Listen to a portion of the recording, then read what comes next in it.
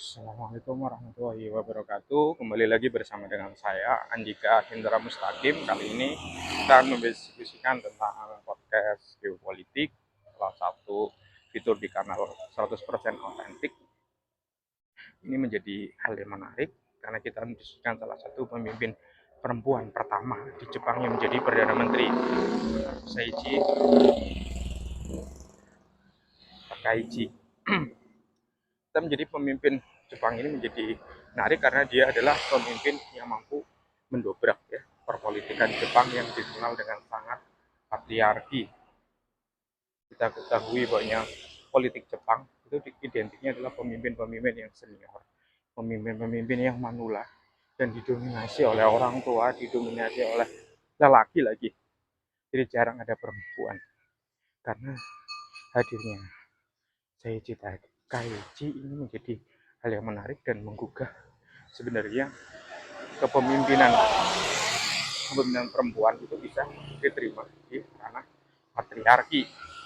Tapi ada beberapa catatan, itu beberapa catatan dari saya dalam hal berkaitan dengan analisis kepemimpinan Seiichi Takaichi yang sekarang kalau tayang hari Minggu ini kan sedang ada pemilu selak ya, ataupun pemilu yang dipercepat, dan ini menjadi hal yang menarik karena apa? Karena pemilu maaf ada guguk belakang. Jadi menjadi hal yang menarik karena apa? Karena ketika pemimpin perempuan itu akan berbeda, belum tentu juga. Tapi kalau saya melihat Seiichi Takaichi itu adalah kepanjangan bagaimana dia menghadirkan kepemimpinan seorang perempuan, di mana dia tetap menegakkan apa ya yang kita sebut dengan nilai konservatif di dalam politik politik Jepang. Tetapi pembaruan yang dilakukan oleh Seiichi Takaichi itu, kalau menurut saya yang saya baca yang kanannya itu cenderung lebih ekstrim.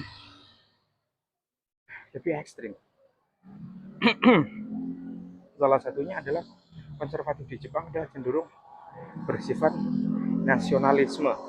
Kalau di dalam kategori kepemimpinan politik ya, dalam kepemimpinan politik kita ini merupakan pemimpin politis, populis. Kenapa bisa dikatakan dia adalah seorang pemimpin yang populis? Dialah pemimpin yang mengobarkan semangat nasionalisme dalam skala yang lebih sempit.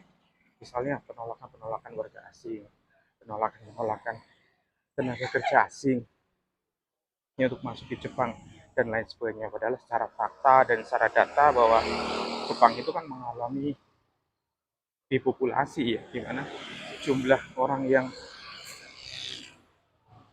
ingin memiliki anak itu sangat sedikit, dan itu kan menjadi suatu dilema karena ketika warga negaranya jumlah penduduknya akan semakin sedikit, bayi yang dilahirkan semakin sedikit, itu kan menjadi dilema dalam hal populasi ataupun masa depan di negara tersebut. Dan itu menjadi hal yang menarik lagi ketika sentimen-sentimen nasionalisme menjadi suatu hal yang ditekankan, menjadi suatu hal yang justru diperjuangkan. Jadi ironis, tapi populis. Tetapi hal itu bagi kepentingan dalam negeri Jepang itu justru menjadi suatu hal yang baik. Kita tahu ya bahwa politik Jepang itu kan didominasi oleh orang tua. Ya, jarang anak muda itu ikut berpolitik, jarang sekali. Kalaupun jadi itu umumnya itu dia adalah dari dinasti dan lain sebagainya. Itu menjadi hal yang menarik. Kenapa? Karena upaya untuk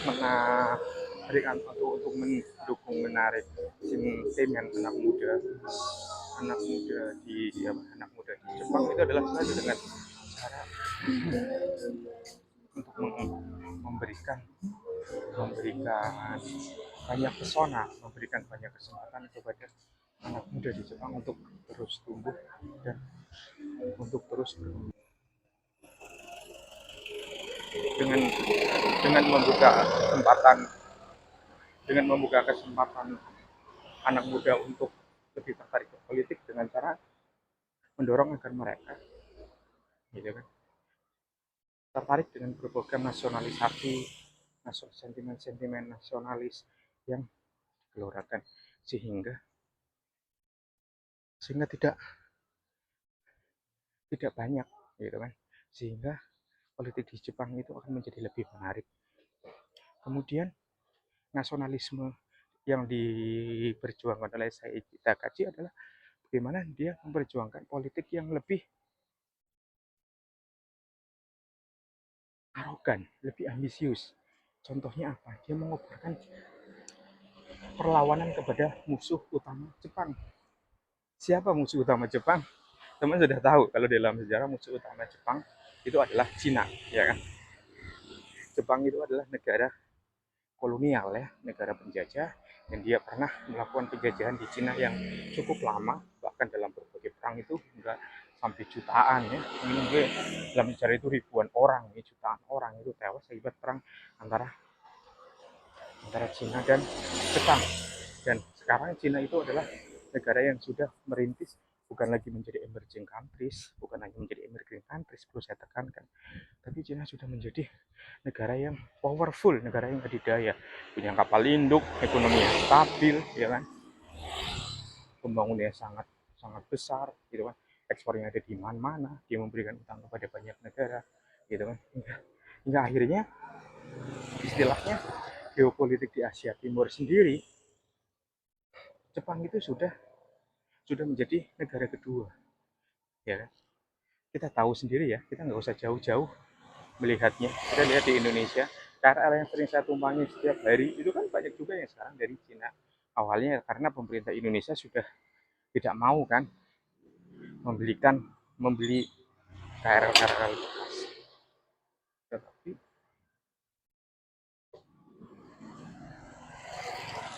tapi lebih mau ya untuk membeli kereta baru dari Cina yang lebih murah.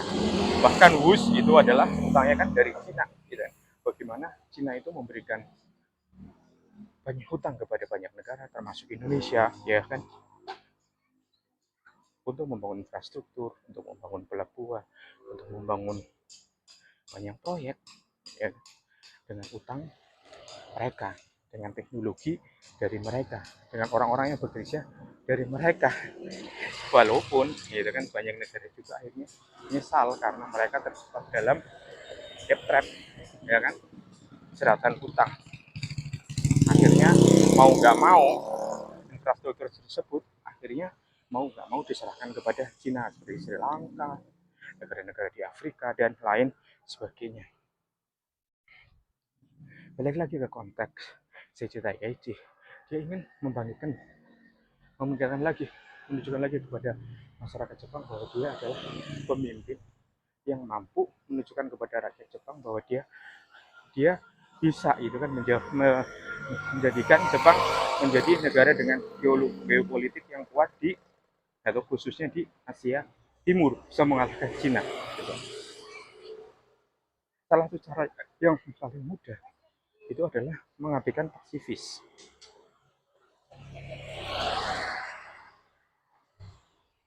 Apa itu mengabaikan mudah? Pasifis itu merupakan konstitusi Jepang, di mana konstitusi Jepang itu lebih mendorong ke arah perdamaian. Kita tahu Jepang itu tidak punya militer, secara khusus ya, penyebutan militer. Dia punya pasukan bela diri.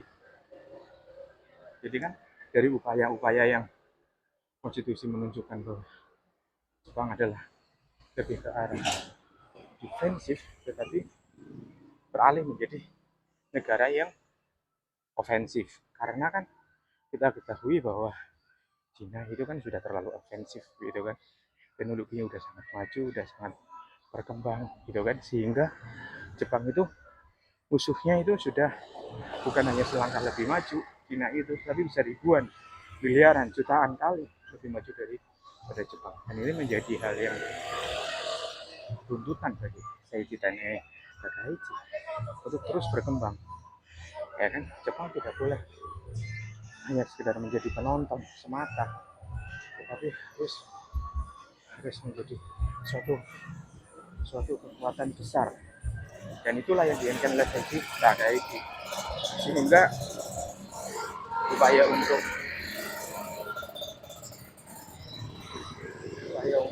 meningkatkan anggaran militer, upaya untuk membuat membuat kerjasama dengan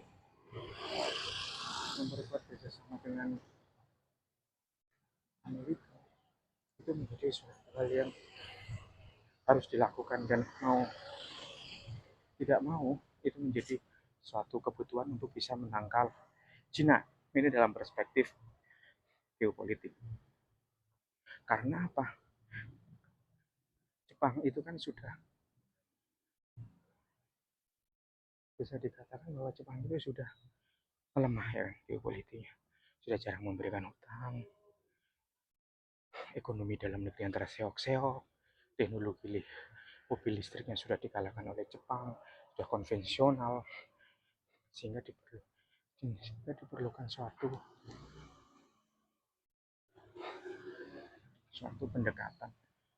pendekatan yang lebih konstruktif.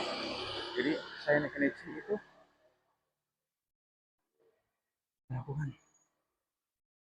suatu gebrakan, dan apalagi gebrakan tersebut pada dasarnya itu adalah bukan hal baru. Nah, pemimpin sebelumnya seperti Shinzo Abe dan para pemimpin Jepang sebelumnya sebenarnya sudah menyatakan hal yang serupa, tapi rakyat Jepang kurang mendengarnya. Tetapi ketika Saichi tampil ke publik Jepang seolah-olah berperangah, ya kan, seolah-olah bangkit dari tidurnya. Mereka menyatakan bahwa bangsa kita sudah tertinggal dan kita harus mengejar ketertinggalan. Tapi yang menjadi pertanyaan, mampukah Takaichi itu mampu memimpin Jepang dengan baik dan mewujudkannya? Ya kita tunggu aja prosesnya seperti apa, yang berbagai kebijakan yang dilakukan. Karena yang menjadi khawatir bahwa sebagian besar pemimpin populis itu adalah seorang propaganda yang baik. Mereka hanya cenderung propaganda untuk menggagas kekuatan. Tetapi ketika mereka sudah berkuasa, ketika mereka sudah istilahnya lekat dengan kekuasaan, mereka cenderung akan terjebak, dan kita kan tidak menginginkan hal tersebut terjadi. Jadi propaganda itu harus dibubarkan, harus selalu ditekankan, harus selalu diaktifkan untuk menjadikan kepemimpinan polisi itu lebih hidup. Saya cerita aja sudah melakukan hal itu, dan itu menjadi suatu hal yang sangat menarik untuk ditelusuri, dianalisis perkembangannya lebih lanjut. Selanjutnya, ketika kita berbicara tentang Seita Takaichi, maka dia adalah seorang pemimpin dengan konsep tradisional Jepang yang cenderung dengan kerja keras. Saya tahu seperti cerita banyak teman-teman saya yang kerja di perusahaan Jepang. Di situ itu tidak ada istirahat untuk sholat, ya kan? Di situ tidak ada tempat untuk sholat. Jadi istilahnya bekerja. Ketika di Jepang ya sholatnya ya bisa dilakukan di ruang pojokan atau lain sebagainya. Mereka adalah bangsa yang lebih menekankan kepada sistem kerja keras, dan kesuksesan itu bisa diraih dengan kerja keras. Sementara sekarang adalah era zaman Gen Z, di mana anak muda sekarang tidak mau tunduk dengan keadaan, tidak mau tunduk hanya dengan sekedar kerja keras, tetapi mereka lebih memilih kerja dengan kreatif, kerja dengan cerdas untuk menghasilkan hal yang optimal dan maksimal. Untuk itu diperlukan suatu pendekatan yang tepat. Apalagi misalnya itu ada pemberitaan bahwa dia itu terbiasa tidur hanya 2 jam, 3 jam sehari, kemudian meminta anak buahnya untuk rapat jam 3 pagi dan lain sebagainya. Sistem-sistem kerja yang bersifat rodi, kerja yang bersifat paksa, mengabaikan apa yang dikatakan dengan work and life balance. Itu menjadi suatu hal yang sebenarnya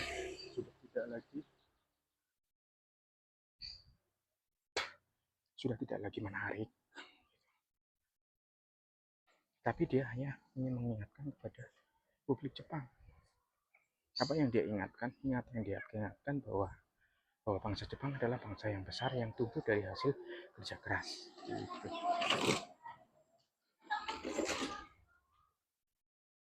Karena itu kepemimpinannya itu juga menjadi suatu hal yang polemik dan menjadi kontroversial.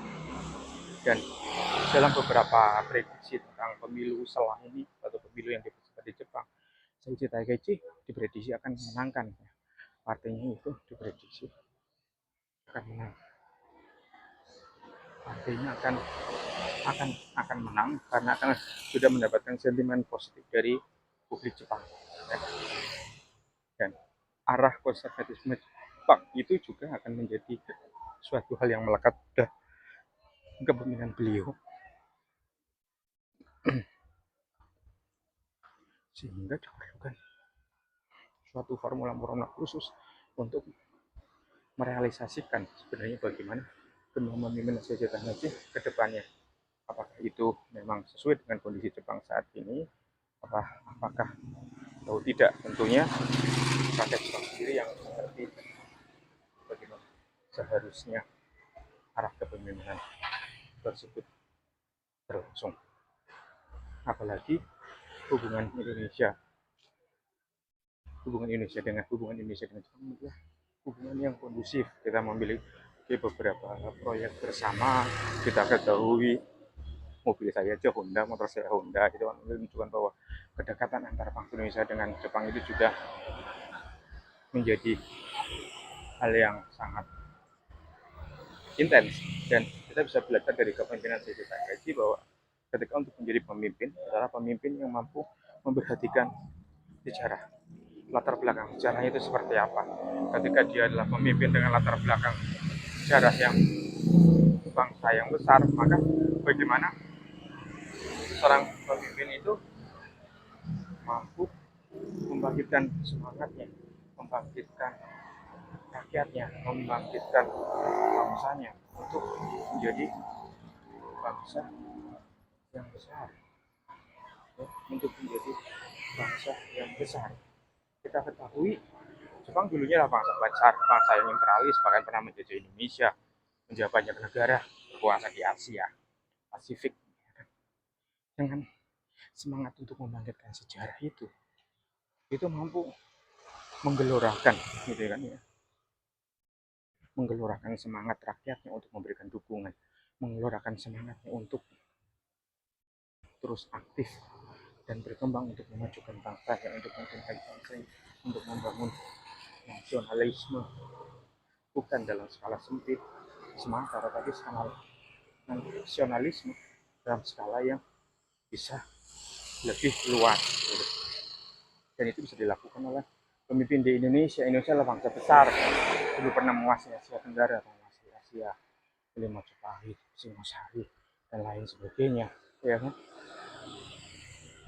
Bagaimana kita itu sebenarnya bisa membangkitkan roh semangat juang, gitu kan, menjangkitkan spirit semangat juang di dalam diri kita dengan berkaca bahwa kita adalah bangsa yang besar, sehingga kita bisa menelaah lebih lanjut, merefleksikan lebih lanjut tentang arti penting diri kita, arti penting posisi bangsa kita ke depannya. Itu bisa dipelajari dari Seiichi Takaichi.